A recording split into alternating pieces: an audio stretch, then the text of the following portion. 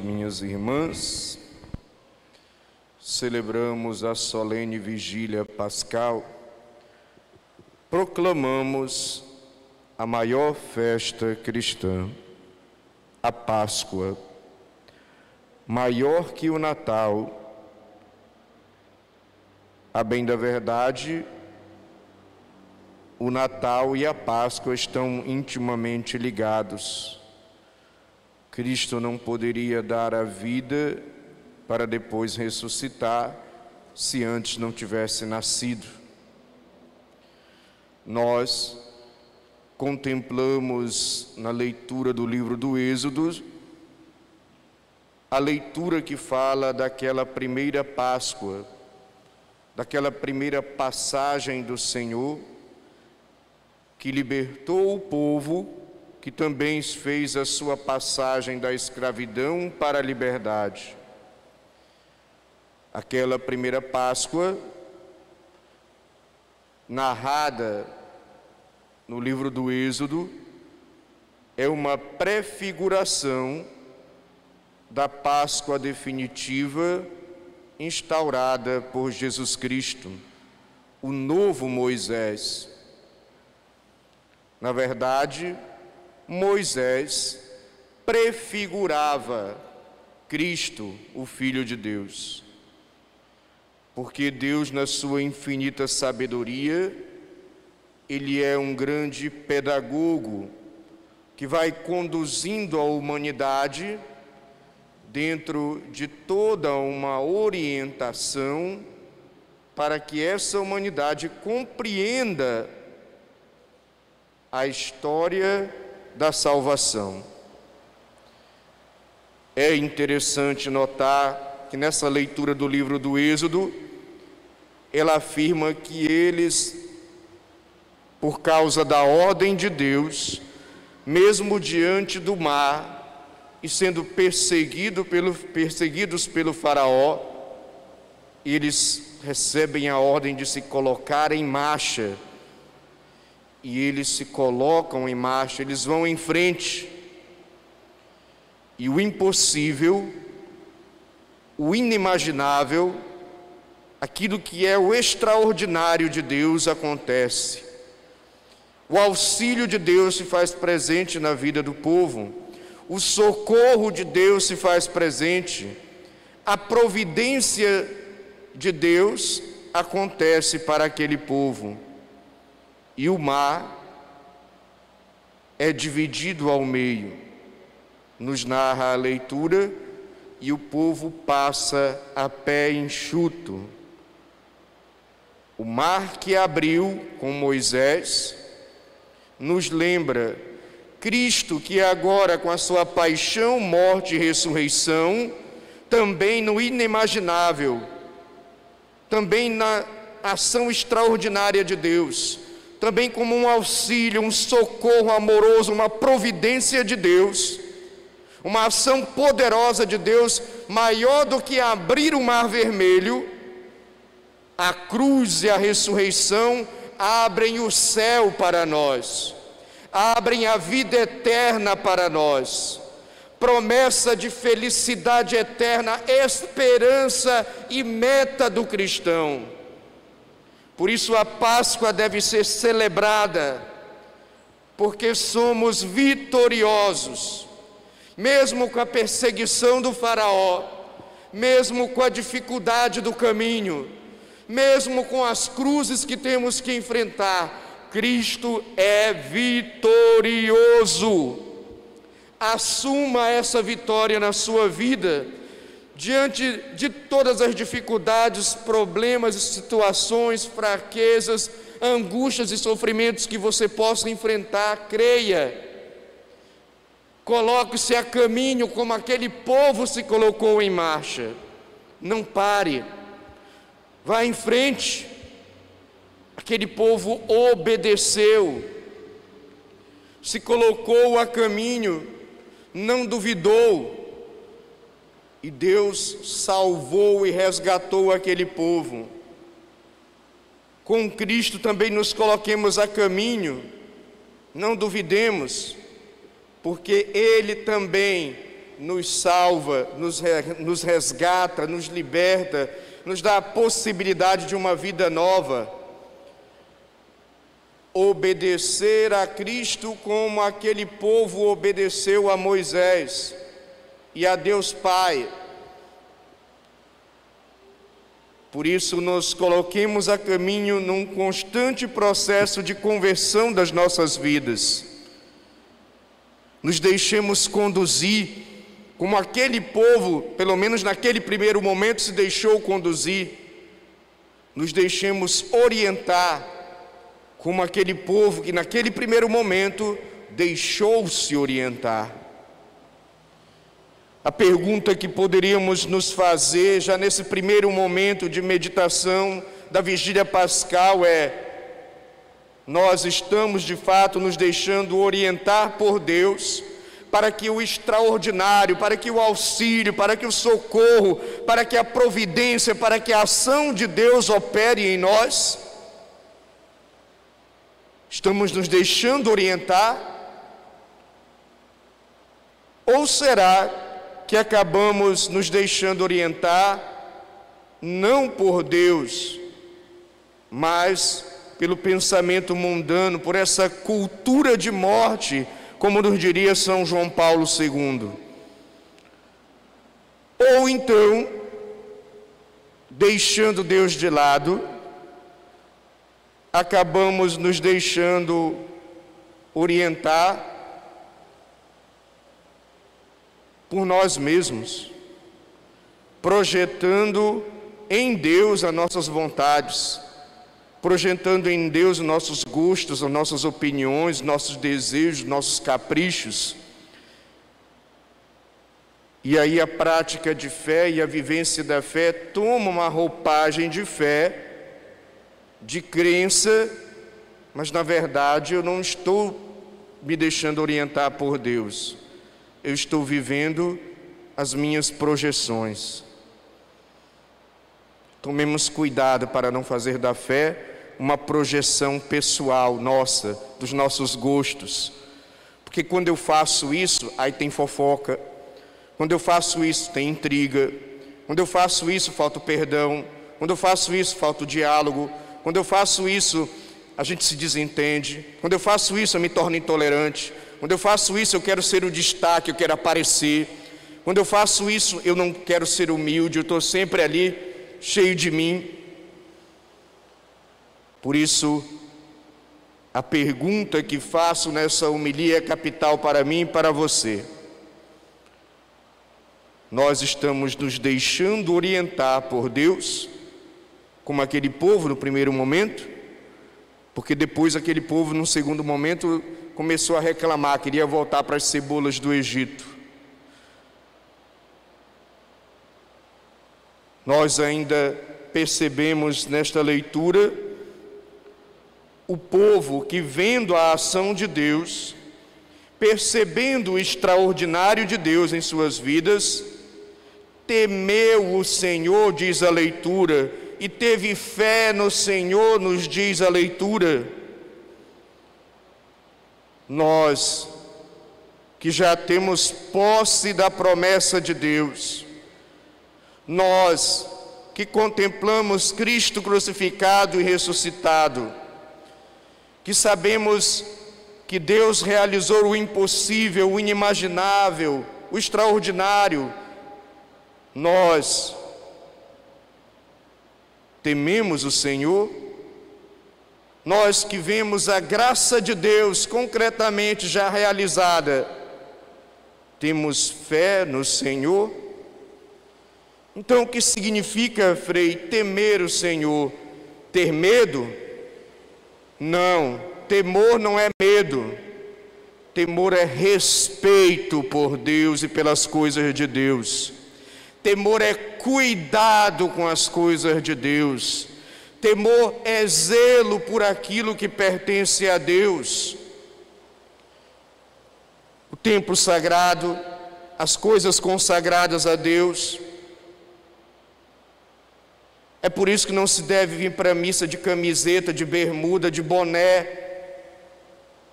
de qualquer jeito. E é por isso também que devemos ter cuidado uns com os outros, porque todo batizado é consagrado a Deus, e quem teme a Deus tem zelo pelas coisas de Deus. O povo temeu o Senhor e teve fé no Senhor. Respeito, cuidado, zelo. O povo nos diz a leitura, teve fé no Senhor. E o que significa ter fé no Senhor? Ora, quando nós confiamos em uma pessoa, nós acreditamos naquilo que ela diz. Quando nós confiamos e temos fé em alguma pessoa, nós levamos a sério aquilo que ela nos fala e até nos deixamos orientar por aquela pessoa, porque a gente leva a fé naquela pessoa. A gente até diz, eu dou fé em fulano, porque fulano é sério. Quando nós acreditamos em uma pessoa, nós valorizamos essa pessoa, ela é importante para nós, e o que ela diz tem peso na nossa vida. Meu irmão, nós valorizamos a palavra de Deus? A palavra de Deus é importante para mim? A palavra de Deus tem peso na minha vida, mais do que o mundo, mais do que o meu querer? Porque a Páscoa só vai se fazer Páscoa da libertação para mim, se a palavra de Deus de fato tiver uma importância, se eu tiver fé no Senhor e levar a sério aquilo que Ele me diz, aquilo que Ele me ensina, aquilo que Ele me orienta. A fé me compromete com aquilo que eu declaro acreditar. Você, eu, nós, você que nos acompanha, nós nos comprometemos com Deus e os seus ensinamentos? Ou será que estamos comprometidos com os desejos, caprichos e vontades do mundo, ou até os nossos desejos e caprichos? É preciso nos questionarmos disso, porque senão, meu irmão, essa celebração da Páscoa, essa festa será mais um rito que você cumpriu, mas que não fez efeito na sua vida, mas que não produziu fruto na sua vida. Comprometer-se com Deus, o que significa isso? É, de certa forma, respeitar e se esforçar para viver o seu amor. Comprometer-se com Deus é o esforço de corresponder ao seu amor e vivendo os seus princípios, os seus valores, os seus ensinamentos. Assim eu me comprometo com Deus. A leitura do profeta Isaías nos fala de um Deus comprometido. Ele nos chama para inclinar o nosso ouvido para Ele. E Ele diz, eu farei convosco um pacto no eterno, se nós inclinarmos o nosso ouvido para Ele. Ainda nos diz o profeta Isaías, buscai o Senhor enquanto pode ser achado, invocai-o enquanto estiver perto, abandone o ímpio o seu caminho, e o homem injusto suas maquinações. Volte para o Senhor, que terá piedade dele. Volte para o nosso Deus, que é generoso no perdão. Você já tinha lido esse trecho do profeta Isaías? Você crê neste trecho do profeta Isaías? E se crer nesse trecho, está buscando o Senhor como o profeta nos exorta? E se busca o Senhor, está se esforçando para abandonar os caminhos injustos, a mentalidade mundana, ou às vezes até os meus próprios interesses egoístas? Buscai o Senhor enquanto Ele pode ser achado, invocai-o enquanto Ele está perto, abandone o ímpio o seu caminho. Levemos esse convite do Senhor a sério, porque quando fazemos isso, Ele é generoso no perdão e Ele nos restaura, e assim a Páscoa que celebramos hoje fará efeito em nossas vidas, produzirá frutos em nossa vida.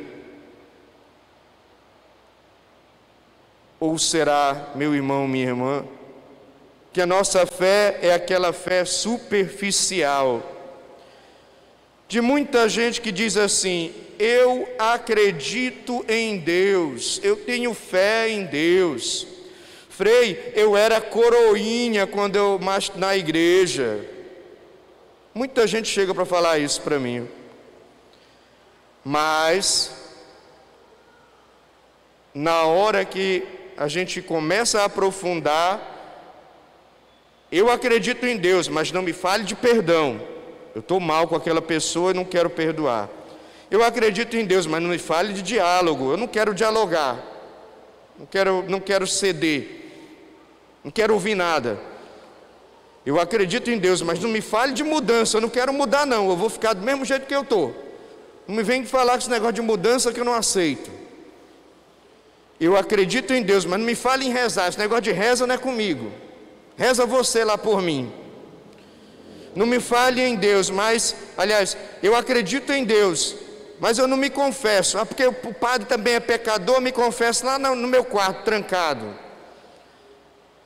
Mas Jesus disse aos discípulos: o pecado que vocês perdoarem será perdoado. Não me fale, olha, acredito em Deus, mas não me fale de missa todo domingo. Porque já é demais, todo domingo missa, né? Puxa vida, eu tenho outras coisas para fazer no domingo. Eu acredito em Deus, mas não me fale de renúncia, de sacrifício, ou de disciplina, ou de limites. Eu quero viver uma vida sem limites, eu quero experimentar tudo, eu não quero fazer sacrifício nenhum, eu quero curtir a vida adoidado. Por isso, eu acredito em Deus, mas não me fale de limite e de renúncia. A fé é superficial. Eu acredito em Deus, mas não me fale de sacramento do matrimônio. Eu vou continuar vivendo junto aqui. Sei lá se vai dar certo. Quem sabe aí eu posso pular para outro galho e ficar pulando de galho em galho a vida inteira. Eu acredito em Deus, a fé superficial diz isso, mas não me fale de fidelidade. Eu acredito em Deus, mas não me fale em servir, em ser humilde, esse negócio de fazer silêncio, eu gosto do barulho, essa coisa de obediência, de desapego, não me fale dessas coisas que eu não concordo. O mundo hoje está assim, nessa fé superficial. Eu acredito em Deus, mas não me fale de conversão. Eu não quero mudar. Eu acho que eu não preciso de mudança na minha vida. A fé superficial age assim. Meu irmão, minha irmã, quando a nossa fé é superficial dessa maneira, desses exemplos que eu citei aqui, não acontece a Páscoa para nós. O Senhor passa, mas nós não percebemos. A passagem que seria também a mudança da nossa vida, a nossa conversão, não acontece. Não esqueçamos, diz o Senhor, na leitura de Isaías, não esqueçamos que o Senhor nos diz pelo profeta: meus pensamentos não são os vossos pensamentos. Deus não é produto, e Deus não está em função dos meus gostos, dos meus afetos. A verdade de Deus é para me libertar, não é para satisfazer os meus caprichos. E muitas vezes a gente não muda, não melhora, a Páscoa não faz efeito na nossa vida, nós não nos libertamos, porque queremos um Deus que satisfaça os nossos caprichos. A paixão, morte e ressurreição restaura o projeto originário de Deus para nós, nos faz participar da vida divina, da felicidade eterna. Mas para nós deixarmos esses frutos operarem na nossa vida, é preciso temer a Deus, é preciso ter fé concreta nele, é preciso comprometer-se, é preciso abandonar-se, é preciso seguir os seus caminhos. É necessário buscá-lo de todo o coração, com toda a nossa vontade, com toda a nossa sinceridade e humildade, abrir-se a ele, a ação do seu Espírito. O próprio Deus, através da leitura do profeta Ezequiel, nos promete: derramarei sobre vós uma água pura e sereis purificados. Eu vos darei um coração novo e porei um espírito novo dentro de vós. E farei com que sigais a minha lei e cuideis de observar os meus mandamentos. O Espírito Santo que nos auxilia para que a Páscoa de fato seja Páscoa na nossa vida, dê frutos.